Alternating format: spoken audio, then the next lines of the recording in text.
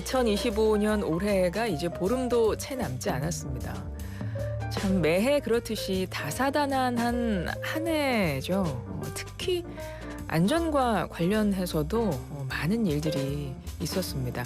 지난 6월에 새로 출범한 이재명 정부가 산재 사고 예방에 강한 의지를 표명했는데요. 산업 현장에서 근로자들의 희생은 획기적으로 줄어들지 않고 있는 것 같습니다. 오늘은 우리나라 건설과 시설, 지하 안전 등을 종합 관리하는 국토교통부 산하기관입니다. 국토안전관리원의 김일환 원장 모시고 이야기 나눠보겠습니다. 원장님 어서 오세요. 예, 안녕하십니까.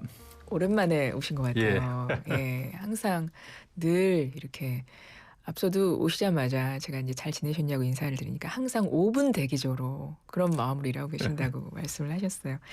우선 지난 10일에 기관 출범 5주년이었네요. 예, 그렇습니다. 축하드립니다. 아유, 감사합니다. 일단 이 국토안전관리원이 그러면 그 출범의 이야기를 짧게 해볼게요. 두 기관이 합쳐진 거죠? 국토안전관리원하면 약간 좀 생소하게 느끼시는 분도 사실 많습니다. 예. 이제 저희가 이제 기억하시는 분도 있겠지만 1994년도에 그 성수대교 붕괴 사고가 있었습니다. 그래서 그때 전국에 있는 기반 시설을 좀 체계적으로 관리하자 해서 한국시설안전공단이 출범을 했고요. 그래서 쭉 오다가 그 말씀하신 것처럼 그 사회적인 분위기가 건설 현장에서의 안전 관리도 중요하다고 해서 그 건설공사 감리 전문회사가 한국건설 그 관리공사가 있었는데 두 기관이 통합을 해서 국토안전관리원으로 이제 이렇게 출범을 했으니까 말씀하신 것처럼 지금 딱 5년 차가 됐습니다. 소회가 어떠세요? 처음에 뭐 아무래도 기관이 합쳐진다는 게 뭐 생소한 면도 있는데요. 이제는 많이 자리도 잡혔고 또 구성원들도 자기가 해야 될 의무랄까 임무에 대해서 많이 숙지하고 있는 것 같습니다. 네, 국토안전관리원입니다. 말 그대로 안전할 수 있도록 관리하는 곳이에요. 그러니까 창립 이래에 정말 이 각종 건설 사고, 노동 현장에서 일어나는 이 사고를 줄이기 위해서 정말 많은 노력을 해오고 계신데 참 이런 사고가 안 일어나면 너무 좋겠는데 매해 꼭 안타까운 일들이 있어서 너무 마음이 안 좋습니다. 지난 11일이었습니다. 광주광역시 도서관 건립공사장에서도 사고가 나서 네 분이 돌아가셨는데요. 이 사고는 지금 어떻게 원인은 뭘로 파악이 되고 있나요? 먼저 이 뜻하지 않은 사고로 희생된 분들이 네 분이나 계셔가지고 좀 명복을 좀 빌고요. 굉장히 좀 안타깝게 생각을 하고 있습니다. 아마 이 구체적인 사고 조사는 지금 뭐 경찰이나 이제 고용노동부에서 이제 수사도 하고 이 조사도 하고 있기 때문에 아마 이제 구체적으로는 좀 나올 거라고 봅니다만 그 사고 관련 영상이나 이제 그 보도나 이런 걸 보면 그 해당 사고 냈던 그 공법 자체가 이제 동발이 지지대라고 보시면 됩니다. 이런 게 설치가 되지 않고 그 콘크리트를 그냥 탓을 하는 일종의 그 데크 플레이트 공법이라는 걸 선택을 했는데요. 아마 이제 설계하고 시공을 할 때 이 콘크리트를 치면서 이 하중이 어떻게 변화가 됐는지 이제 이런 부분이 좀 정밀하게 엄밀하게 좀 그 검토가 되지 않은 면도 있는 것 같고요. 그리고 현장에 가서도 보니까 이 굉장히 기둥하고 기둥 사이가 굉장히 긴 한 45m쯤이나 되는 그런 그 대형 구조물이었는데 이걸 철골로 만들면서 그 용접이나 이런 게 좀 잘 되었는지도 한번 아마 세밀하게 좀 살펴봐야 되지 않겠나 이렇게 생각을 합니다. 네, 공사 중이던 구조물이 무너진 거예요. 무너지면서 네 분이나 돌아가신 건데 사실 어떤 건설 현장이든 항상 이런 위험은 늘 존재하고 있잖아요. 예, 그렇습니다. 아무래도 그 건설 현장이 갖고 있는 그 특성 때문이기도 한데요. 이번 사고에서 보는 것처럼 건설공사가 그 실외에 그 높은 그런 그 고소 작업이 많이 있습니다. 그리고 또 하나는 그 현장 내에 보면 그 작업 인부나 아니면 장비가 같은 현장에서 같이 움직이고 있거든요. 그렇죠. 이런 좀 어려운 면도 있고요. 또 공사 현장이라는 게 이게 뭐 공장처럼 딱 정해진 게 아니고 매번 현장마다 다르게 그 형태도 만들어지고 공법도 쓰고 이게 굉장히 그 현장 여건이 좀 그 일반 공장이나 이런 것보다 좀 열악한 그런 기본적인 문제가 있는 데다가 거기에서 일하는 근로자들도 뭐 일용직이라든가 아니면 이제 비정규직 이런 사람들이 많기 때문에 아무래도 주변에 좀 익숙하지 못한 상황에서 이 일을 하게 되는 그런 어려움 때문에 이 사고를 뭐 획기적으로 이렇게 줄이는 데는 좀 한계가 있는 그런 어려움이 좀 있습니다. 그러니까 늘 위험이 존재하기 때문에 정말 많은 부분에서 다 위험할 수 있어서 그 위험 요인을 최소로 만들기 위해서 노력하고 계신 거잖아요. 그렇습니다. 그래서 보니까 조금 건설 사고가 감소하고 있다고 들은 것 같거든요. 어떤가요? 저희가 출범하고 나서 뭐 저희 나름대로의 노력도 많이 했다고 생각을 하는데 거기에 더해가지고 정부에서도 여러 가지 안전에 대한 그 정책을 많이 수립해서 집행을 하고 있습니다. 예를 들면 많이 아시는 이제 중대재해처벌법 같은 경우에도 그 굉장히 큰 영향을 주는 그런 그 제도가 있었는데 이런 여러 가지 이 노력을 해서 지금 실제로 그 건설 현장에서의 그 사고 사망자 수도 많이 줄고 있습니다. 그 통계를 잠깐 말씀드리면 네. 고용노동부에서 내놓은 통계 보면 2020년에 한 458명이 건설 현장에서 돌아가셨는데 이게 작년에는 이게 한 328명으로 감소했기 때문에 뭐 이런 아마 그 감소 추세는 앞으로도 좀 계속 이어질 거라고 이렇게 저희는 생각을 하고 있습니다만 말씀하신 것처럼 뭐 광주 사고도 있고 여러 가지 사고가 아직은 많이 있기 때문에 더 많은 노력을 좀 해야 되지 않겠나 이런 생각을 하고 있습니다. 맞습니다. 앞서 제가 이제 방송 시작하기 전에 잠깐 이제 인사를 나눴다고 말씀드렸잖아요. 그래서 5분 대기조입니다라고 말씀하시면서 그래도 요즘에 좀 이런 사고들이 좀 감소한다고 들었습니다라고 말씀을 드렸더니 제로가 될 때까지는 아직 할 일이 많다 이렇게 말씀을 하셨거든요. 예. 그러니까 사망자가 제로가 되는 그거를 목표로 저의 두시는 목표입니다. 거잖아요. 맞습니다.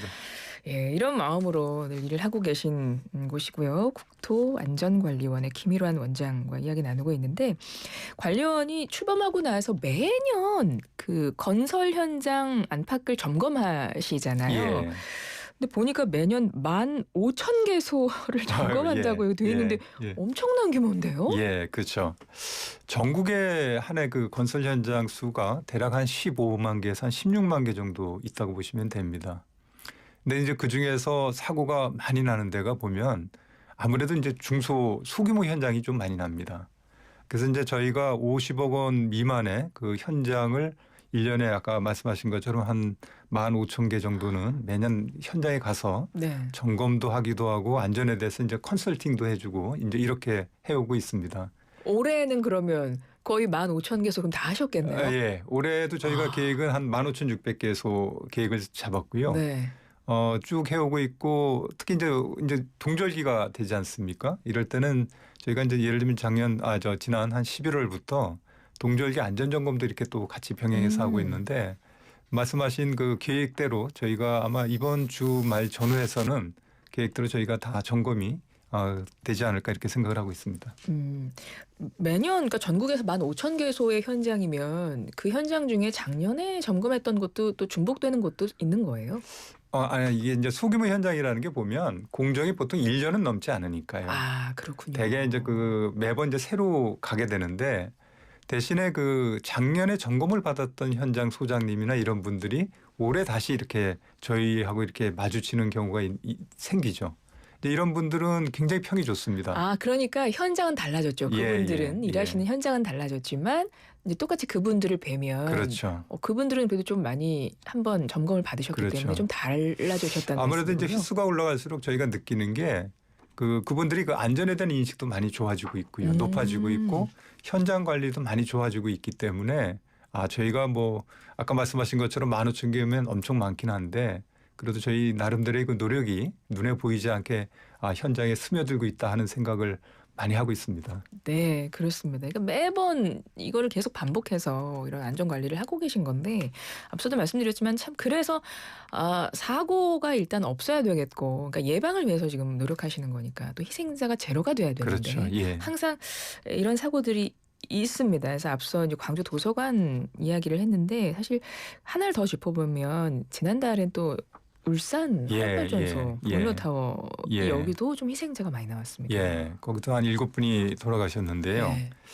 저희가 그 초기 현장 조사 거기도 마찬가지로 초기 현장 조사를 했고 이제 국토부에서도 11월 18일부터 사고조사위원회를 구성을 해서 운영을 하고 있는데 저희 국토안전관리원도 거기에 같이 참여를 하고 있습니다.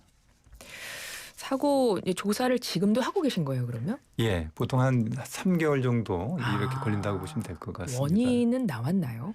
지금 사고 조사 중이라서 뭐 당장 이렇게 이렇다고 해서 뚜렷하게 이제 말씀드릴 정도까지 나와 있지는 않고요. 사고 개요나 이걸 잠깐 말씀드리면 사고 난 게 이 대형 그 보일러실이었습니다. 높이가 한 64m나 되는 철제 구조물이었는데 네. 이 철제 구조물을 해체하는 과정 중에 난 사고였습니다. 이게 한꺼번에 이제 무너지면서 인명사고도 이제 컸었는데요. 저희가 이제 현장 CCTV라든가 이런 걸 이제 유심히 다시 한번 이렇게 쭉 살펴보니까 안전 수칙에 대한 것도 다시 한번 이게 과연 잘 지켜졌는지 이런 분야도 좀 한번 살펴볼 필요가 있겠더라고요. 통상적으로 저희가 이제 그 해체를 하게 되면 이 구조물이 넘어지는 방향이라든가 순서라든가 이게 좀 일정하게 그 사람이 컨트롤할 수 있는 그 범위로 이렇게 갈 수 있도록 하기 위해서 해당 구조물에 미리 약간 그 취약화 작업이라는 걸 합니다. 그러니까 취약화 작업이라는 게 이 주요 구조물을 일부 약간은 절단을 하거나 그래서 그쪽으로 넘어질 수 그렇죠. 있게 그렇게 저희가 유도를 이제 하는군요. 이제 나무를 자를 때 그렇죠, 그렇죠. 한쪽으로 왜 이렇게 흠을 내서 이제 그쪽 방향으로 쓰러지도록 건축물이나 이 구조물도 마찬가지로 그렇게 하는데 이번에 그 울산 사고를 보면 이런 그 취약화 과정에서 뭔가 좀 순서라든가 아니면 방법에서 좀 문제가 있지 않았을까 하는 그런 문제를 좀 전문가들은 제기를 하고 있습니다. 그러니까 워낙 희생자가 7분이나 나왔기 때문에 많이 충격도 있었고 그리고 지금 말씀 들어보니까 이 해체 작업이라는 게 굉장히 위험할 것 같아요. 예. 그냥 단순하게 해체는 그냥 구조물을 부수기만 하면 된다 이렇게 그러니까 생각하실 수 오히려 있는데요. 쉽게 생각할 것 같거든요. 많은 예, 사람들이 예. 이렇게 건물을 지어 나가는 그렇죠. 것보다 그냥 해체하는 게 더 쉽지 않아라고 생각할 것 같은데 굉장히 위험한 작업이네요. 오히려 해체할 때 예측할 수 없는 그런 위험이 더 많기 때문에요. 그러네요. 실제는 이게 훨씬 더 위험할 수 그리고 있습니다. 해체 작업 역시 사람이 직접 해야 되는 거잖아요. 그렇죠. 그 해체 작업을 하게 되면 이게 이제 위험한 게 여러 가지 이유가 있는데 아까 말씀드린 그 취약화 작업이라는 걸 이걸 하게 되면 네. 구조물이 서 있을 때의 그 무게 중심이 어딘가로 이게 이동이 될 수가 있거든요. 근데 그게 정확히 예측하지 못한 곳으로 이동할 수도 있고요. 또 하나는 이게 아무래도 이제 해체 정도까지 이루어지는 구조물은 오래됐지 않았겠습니까? 그렇겠죠. 이제 오래되다 보면 중간에 뭐 추가로 더 증설을 하거나 아니면 그 불법 구조 변경 같은 것도 되고 있는데 이런 경우에 그 도면이 남아있질 않거든요.